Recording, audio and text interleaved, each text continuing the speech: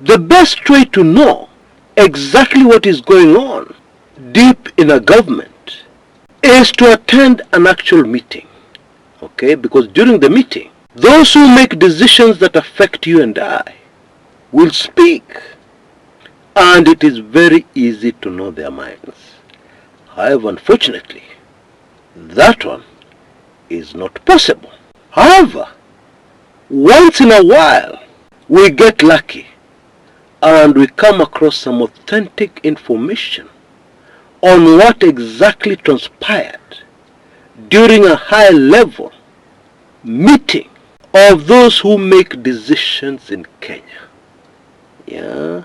And like in this particular case, you end up with some super fascinating information, but also very instructive information, because you get to know very clearly how Kasongo is thinking and how all the others making critical decisions are thinking, what is worrying them, what is stressing them, etc., etc.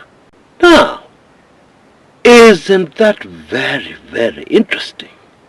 Well, prepare yourself for a treat, because today on this show we are going to do exactly that.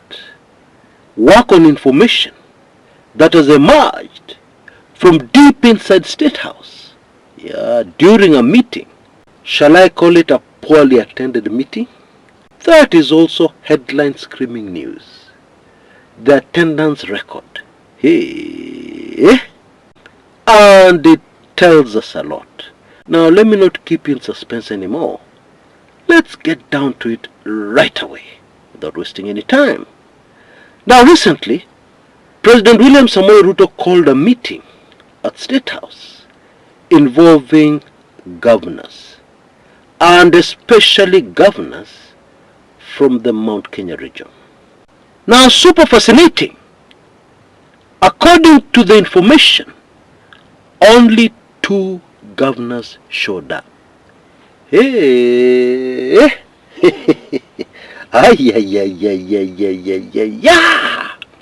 But what pained the person chairing the meeting most was that there was not a single governor who showed up from the Mount Kenya region outside Kithure Kindiki's turf. Yeah, I'm sure you know what I mean. Zakayo was furious, and according to the information, he started talking about how ungrateful these Mount Kenya governors are. Now hold on a minute. The only reason he would say they are ungrateful is because of something the presidency has already done for them. And what may that be?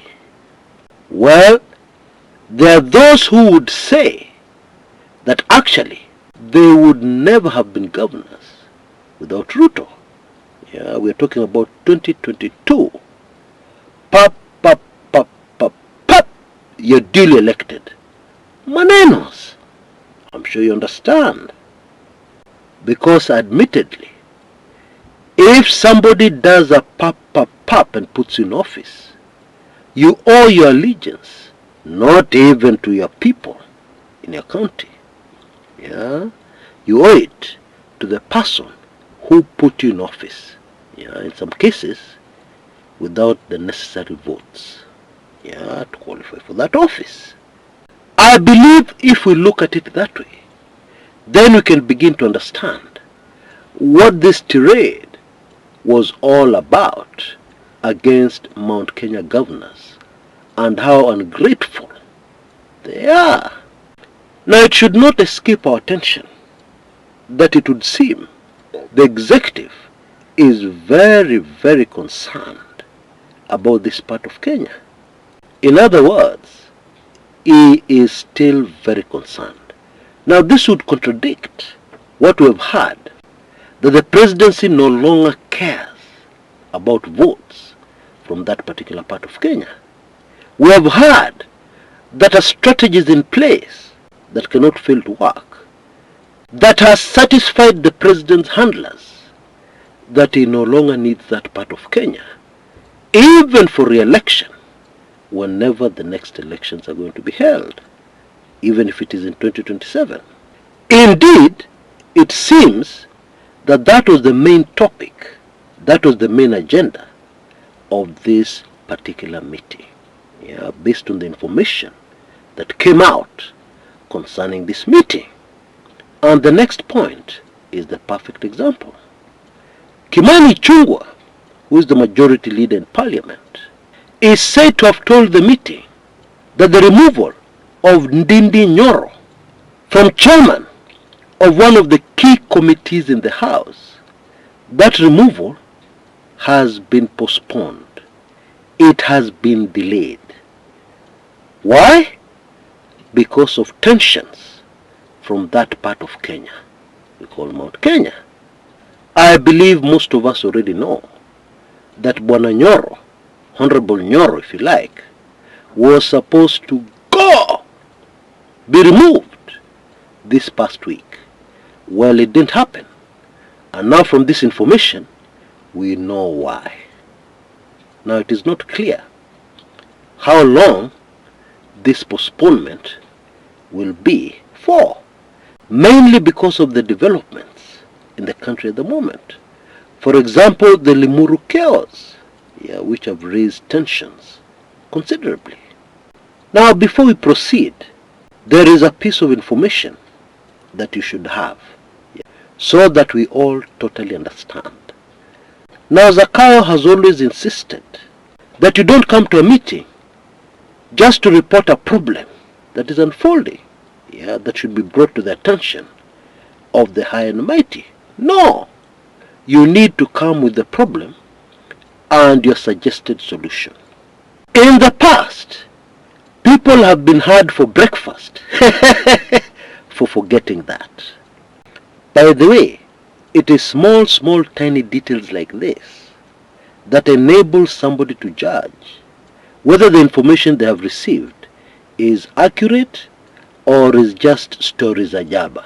When you already know details like this, and somebody comes to you with information, and that information, the tiny details in that information, seem to agree with the information you already have, then you know this information is highly likely to be authentic.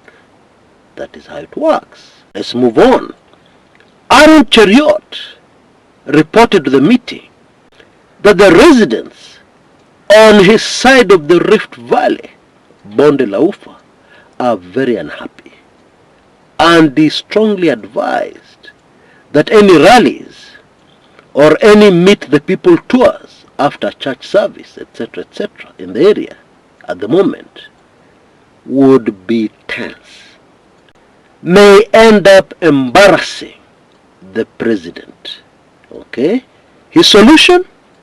Because you're not allowed to bring just problems without solutions.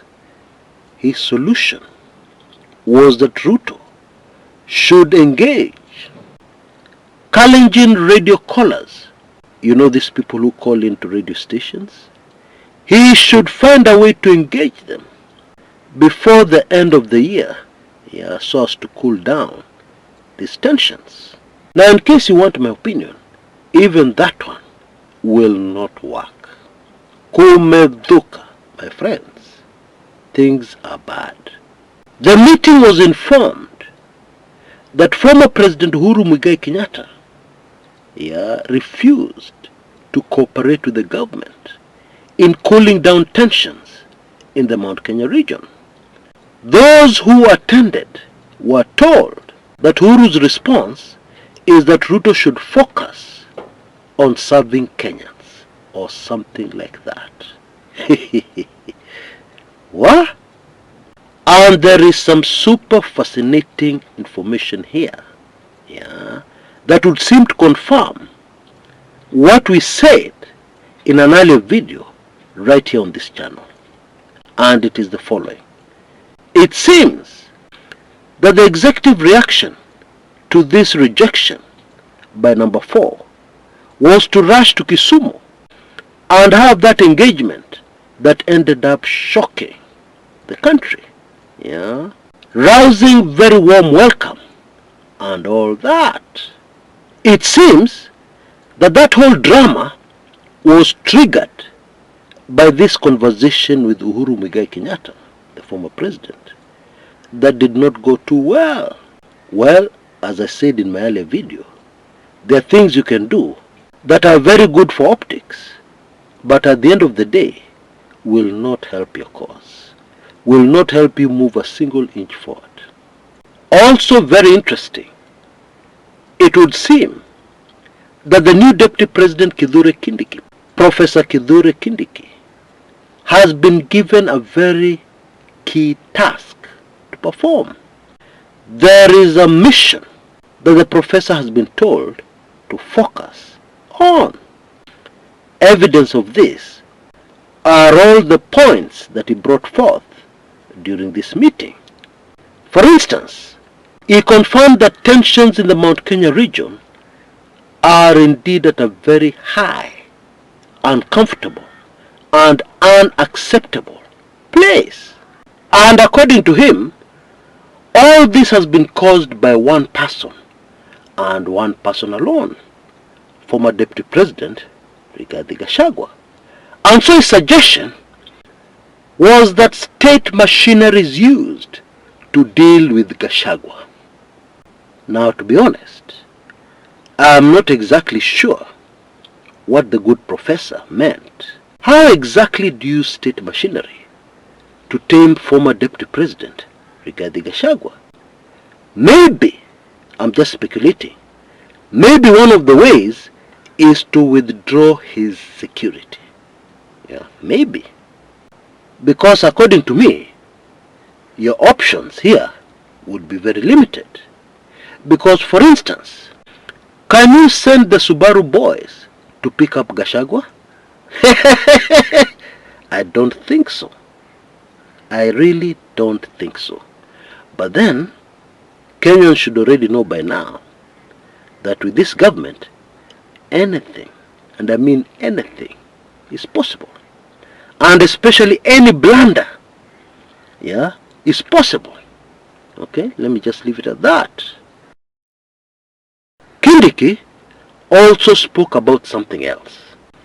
This text message is sent to the Murang'a governor, Irungu Kang'ata.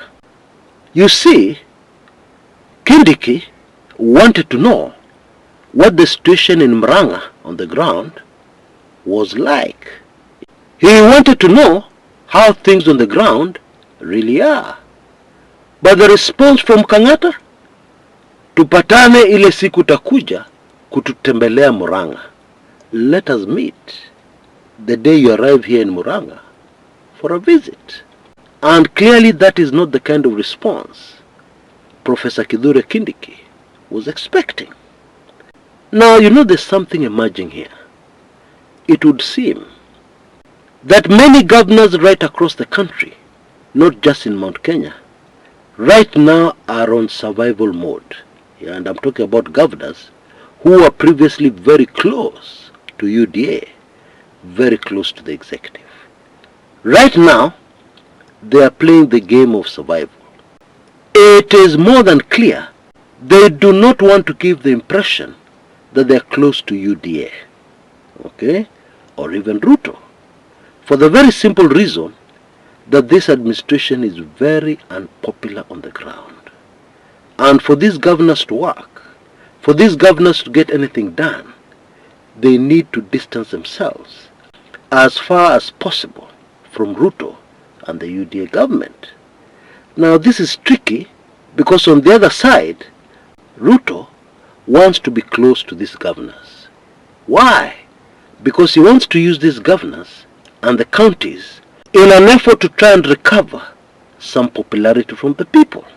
And so here we have a situation where the governors are pulling in another direction and the executive is pulling in exactly the opposite direction. Hey, you know, politics will always be politics.